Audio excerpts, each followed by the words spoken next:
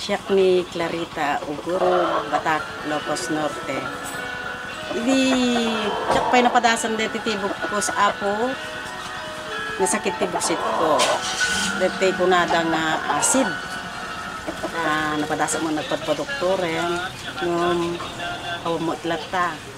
Usar kidi ko serkot ko omeprazole, ngamidi ko amang kung kanahin ti DCRL ni doktora.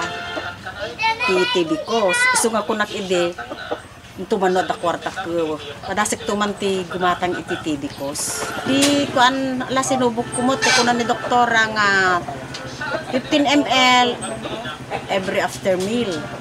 Tapos maligam-gam na tubig.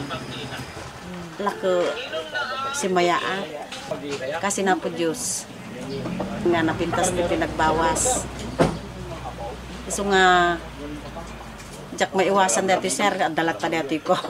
Makunak, da kayo nga madipin nakapadas, apo, padasin yung muti tibikos, no kasano muti maitin na kada kayo.